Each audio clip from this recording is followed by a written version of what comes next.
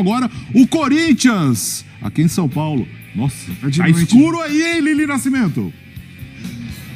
Com raio. Tá. O clima aqui, falando de temperatura, tá ficando pesado. Porque o clima mesmo entre o elenco e o torcedor corintiano é de alívio depois do jogo de ontem. O torcedor sabia, o próprio elenco também, que seria muito complicado se o Corinthians não conseguisse a vitória. A luta contra o rebaixamento era real.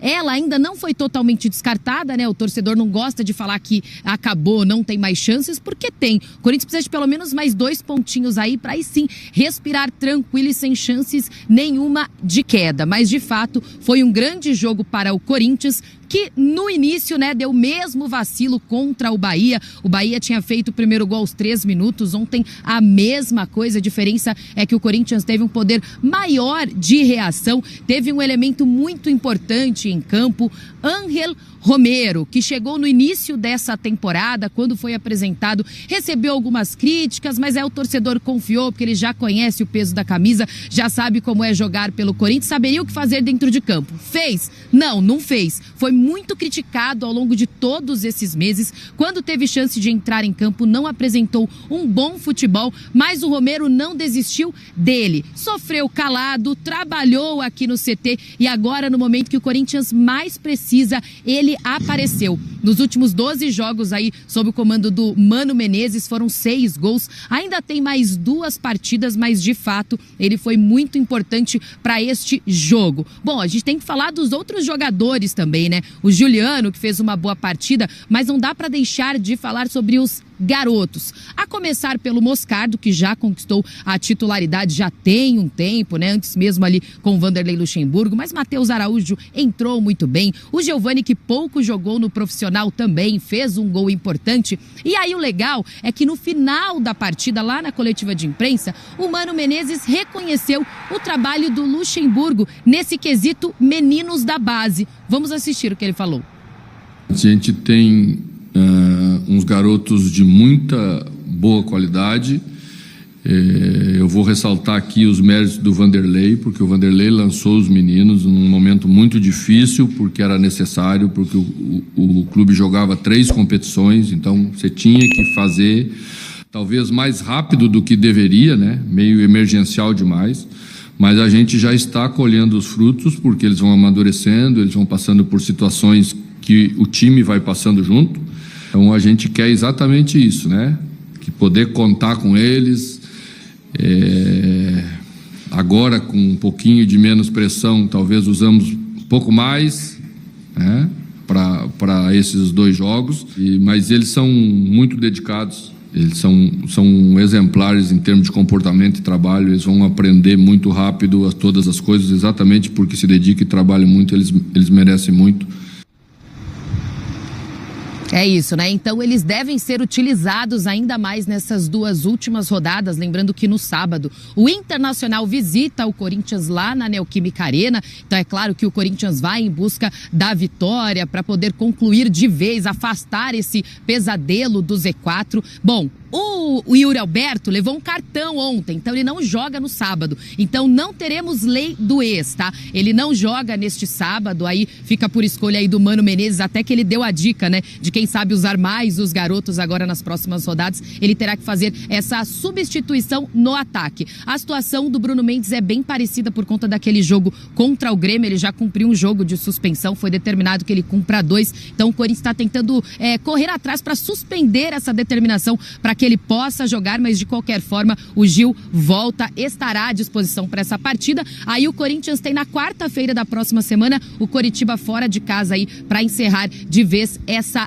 temporada. Mas o que eu posso passar é que o clima do que vocês estão vendo na câmera, que tá bem complicadinho aqui pro lado do CT Joaquim Grava, só fica mesmo na parte da chuva e do vento, porque aqui, ó, alívio. E aí o torcedor consegue respirar melhor depois do jogo de ontem, de sangue. Valeu, Lili. Vá procurar um cantinho pra se cobrir, porque já vai cair o mundo aí na Zona Leste de São Paulo. O Corinthians... vamos dizer, o Corinthians tá fora. Tá fora, acabou, né? Não, 47, acabou. Nunca ninguém caiu 47. Alguém cair com 47 é muito difícil. Mas que jogo... Eu não, dá pra dizer que foi um jogo estranho? Não, acho que não, mas...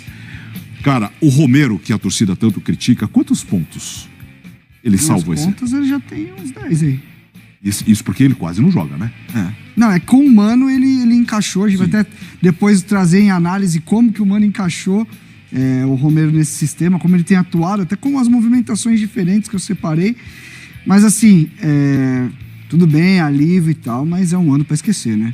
Sim. Vamos lidar aqui que o Corinthians está de férias agora. Claro, tem mais 2 jogos, tem que pontuar, importante, pegar uma Sul-Americana pelo menos. Mas assim, eu concordo com você no lance do jogo meio estranho, porque assim, num jogo envolvendo tanta tensão, tanta necessidade de concentração, foi um jogo muito aberto, né? Sim. Eu esperava um jogo até meio truncado, com 1-0 para um lado, 1-1 no máximo.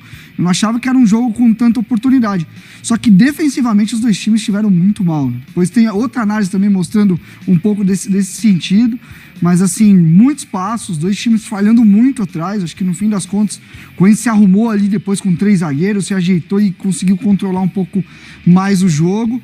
Mas assim, uma partida bem tensa. Acho que pro Vasco complicou.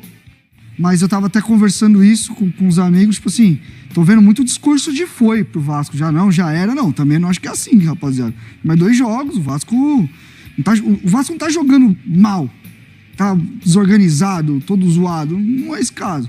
Eu, de verdade, acho que o Vasco tem condição de ganhar do Grêmio, por exemplo. Não acho que seria... O Corinthians ganhou? Então. Eu não acho que seria nenhum absurdo. Mas, assim, a situação se complica pro Vasco e pro Corinthians é uma respostaça, né? Depois daquele 5-1, que foi aquele passeio que tomou dentro de casa. Enfim, Corinthians agora é pensar 2024 mesmo. Vamos ver. Não tenho muita expectativa boa, não. Puxa o fôlego, o Corinthians agora, respira. É que o Corinthians, Seng, quando a gente olha pro Corinthians, o Corinthians tem um peso de uma camisa que é gigante. O Corinthians tem um peso de uma torcida que é gigante. O Corinthians tem jogadores dentro do campo que em qualquer momento pode resolver uma partida. Não foi o caso agora, né? Agora foram 2 do Romero, um do Moscardo e outro do Giovani, né? Que entra, faz o gol. Agora, quando a gente olha um pouquinho para o retrospecto e para o histórico do Corinthians, quando que foi fácil? Nós estivemos junto na Bomboneira com o Renatinho, com a galera da ESPN, toda fazendo as coberturas de Boca e Corinthians, Estudiantes, Atlético Paranaense, e a gente foi na Bomboneira assistir o jogo. O Vitor Pereira estava só com a molecada, e eles deram conta do recado lá. Então, o Corinthians, quando a coisa aperta, quando a coisa fica difícil, a resposta é sempre boa. Agora, você vem para o pré-jogo, 5-1 contra o Bahia. Como foi? Perdeu para o América na Neoquímica. Aí depois vai com o Fluminense no Maracanã 3-3, ganhando de 3-1. Vai para a Arena do Grêmio e ganha do Grêmio com um jogador a menos. Por muito tempo. Não é que o jogador foi expulso no finalzinho do jogo, não. Então, o Corinthians é essa imprevisibilidade que dá para o torcedor essa esperança. E depois tem um goleiro que, cara, pode falar o que quiser, às vezes ele erra, mas é o Cássio, cara. Então tem lá no aeroporto, lá na Argentina, só se falava o Cássio vai salvar a gente hoje. O Cássio vai... E foi. Então assim, o Corinthians tem tudo isso.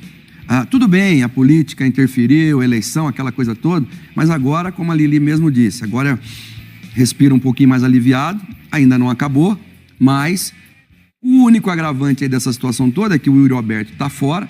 Quando o Mano conseguiu achar um companheiro ali, que foi o Romero, um pouquinho parecido com o Roger Guedes, agora ele tem o Giovani, ele tem o Felipe Augusto, vamos ver o que ele vai fazer para compor o ataque. E na entrevista dele, Tseng Renatinho, do Mano, eu achei um negócio muito legal, que ele falou, olha como o cara estuda o jogo e o adversário. Eu falei pro Fagner, vai de ponta. Para quê? Para segurar o Payet lá. Então ele mandou o Fagner lá para frente, quase que numa ponta direita, para segurar o Payet. Mas isso aí foi no decorrer do jogo. E deu certo. O Corinthians pega o Inter, tá? No sábado. O Moscardo também é mais um destaque, né, Renato? Destaque pela personalidade, né? O que me chamou muita atenção foi a comemoração, né? O moleque com 18 anos, fazer um primeiro gol dele em São Januário, com chuva, jogo decisivo, enfim. É um menino, a gente vê aí o mapa de movimentação dele no jogo contra o Vasco. Com o Mano, ele tem até em alguns momentos tido um pouco mais de liberdade para sair, né? Ele alterna com o Maicon ali entre 5 e 8, né? O Maicon às vezes segura um pouco para ele sair. Assim, é um menino com um teto muito grande ainda. Acho que ele tem muito para desenvolver. Acho que a gente tem que ter paciência. Mas não tá negociado, Renato? Ele fez... tem esse papo, mas assim, a informação né? que saiu realmente é que é um jogador que obviamente não vai ficar muito tempo no Brasil. Isso daí todo mundo sabe. Se é em janeiro agora ou se é em julho, a gente não sabe.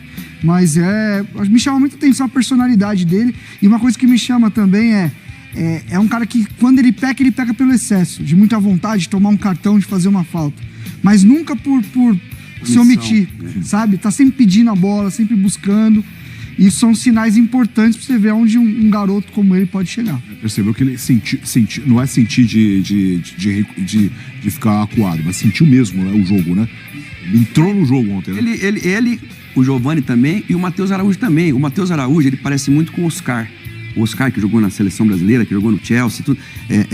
Aquele cara assim, magrinho, que vem, que busca o jogo. E o Matheus Araújo faz até uma jogada que a gente não estava acostumado a ver. Pela ponta direita, jogou a bola na frente do zagueiro, deu o passe para trás, ali pro Giovani fazer o gol. E o Giovani, foi o que eu falei, o Giovani ele entra num jogo contra o Atlético Mineiro, um jogo muito complicado, sofre o pênalti, o Corinthians ganha o jogo com essa jogada dele. Lá na Bombonera ele entra também. E ele entra, e ele também entra e ajuda, ele é forte. Então assim, os meninos, e o Moscardo tá aí, com 18 anos, brilhando. Assim, tem que dar os parabéns pro Mano, porque teve essa presença de espírito naquele momento do jogo, quando, até você falou aqui, né, Tseng, das mudanças que o Ramon Dias fez. Quando o Ramon Dias bota o Vasco pra frente, é a hora que ele coloca as flechas ali pra ganhar o jogo, e ganhou o jogo. Tem uma reclamação de um pênalti, aliás foi do Moscardo, né? Vamos ver o lance primeiro, Renato? Na hora, eu ainda pensei um pouco, tipo, acho que não, né? Mas é um lance muito, muito difícil, né? Cara, assim, de verdade, pra mim é sempre o papo de padronizar. É o tipo de lance que tem jogo, que tem árbitro que dá e tem árbitro que não dá. Entendeu? Porque, sinceramente, eu vejo o movimento dele até de recolher, o jogador não tá indo na direção do gol. Eu não sei, pra mim não. Pra mim também não é nada. É que os árbitros de sangue, eles fazem cada dia uma coisa na mesma jogada. Então você não sabe o que ele vai fazer naquela. Aí fala que é interpretativo, que não é, mas pra mim também não foi pênalti, não. Bom, nosso comentarista de arbitragem, Renata Ruel, diz: esse movimento de braços feito pelo Moscardo é natural? Se justifica? Normalmente vemos jogadores disputando a bola ou correndo daquela forma. Não, o jogador assume o risco da bola tocar em seu braço e bloquear a passagem da bola. Sim, por essas respostas, é pênalti. É o que o Renato diz. De campeonato e não tem um comentário de arbitragem junto, o narrador me pergunta, eu falo, não sei, mano. Porque cada um dá uma coisa. E assim, enquanto não padronizar, não sentar todo mundo e falar, ó, esse tipo de lance vai dar todo mundo no campeonato ou não vai dar. Enfim, eu acho que se desse o pênalti também não acho nenhum absurdo. Como eu disse que tem árbitros que dá. Mas assim, eu tive a impressão de que, a bola pega meio que no susto, a bola tá indo pra trás, não tá indo em direção do gol, não sei. Tem uma outra bola que bate no braço do Veríssimo, do Lucas, e bate no cotovelo. Não tem, mas aí tem um pênalti do jogador do Vasco, no jogador do Corinthians na beirada do campo, aquele eu acho que foi. E aí ele foi lá e a pressão era muito grande dos jogadores do Vasco em todos os lances. E aí, esse que teve a favor do Corinthians, que eu achei até que foi mais, ele mandou seguir o jogo e acabou. Agora, do lado do Vasco, 1-0, depois 2-1, e não dá pra tomar uma virada dessa nessa altura do campeonato. E, de repente, o Vasco foi com tudo pra frente, né? E aí não deu, né? Então, aí pega muito a questão mental, né? Eu acho que pegou muito ontem. Achei que o Vasco fez um bom primeiro tempo, no geral. Acho que o Vasco... É por isso que eu falo de que não dá pra jogar a toalha ainda, porque realmente eu vejo qualidade no trabalho, eu vejo organização no time. Eu vi um bom primeiro tempo ontem. Depois que toma o 3-2, aí sim, aí o time fica... Aí eu acho que mentalmente, aí fica cruzando bola nada a ver, aí empira atacante na frente. A questão do Vasco é muito no limite, né, cara? O Vasco vai cair por causa do primeiro turno se ele cair. O segundo turno do Vasco é pra brigar na parte de cima da competição. Enfim, se acontecer e quando acontecer, a gente pode listar várias questões aí, a gestão, a questão da 777, o que fez, o que não fez, diretoria, enfim. A gente pode ir por esse caminho e tentar olhar. Mas eu acho que o momento do Vasco ainda é de mobilização. Tava até conversando com os amigos. Pô, vejo na internet assim, um discurso de que já foi. Mas não, cara, tem 2 jogos ainda, tem jogo. Acho que o Vasco não tá essa tranqueira toda. Acho que dá sim pra reverter. Mas se mobilizar, não adianta agora jogar toalha. Era um jogo super importante, a gente falou. Mas eu não acho que foi de todo ruim, apesar da derrota. Que na conta de todo mundo, para fugir da zona de rebaixamento, era uma vitória ontem, né, em casa. Quando você, treinador, você pega hoje o seu computador ou a prancheta do Joel Santana, né, para fazer os cálculos, você pensa o quê? Bom, se estiver empatando, eu vou fazer isso. Se estiver ganhando, vou fazer isso. Se estiver perdendo em determinado momento do jogo, eu vou fazer isso, que é o planejamento que o treinador faz. No caso do Ramon Dias, por que é que, às vezes a gente critica, mas por que é que ele tentou tudo no jogo contra o Corinthians? Pelo 5-1 do Corinthians contra o Bahia, por sentir que o ambiente estava fragilizado do Corinthians e porque ele tem Grêmio na arena e ele tem Red Bull em casa. Então ele não pode deixar para o jogo do Red Bull. Então o jogo era ontem. E aí ele tentou, infelizmente para ele, felizmente para o Corinthians, né? Acabou não dando certo para o Ramon Dias e acabou dando certo para o Mano. O lateral esquerdo Fábio Santos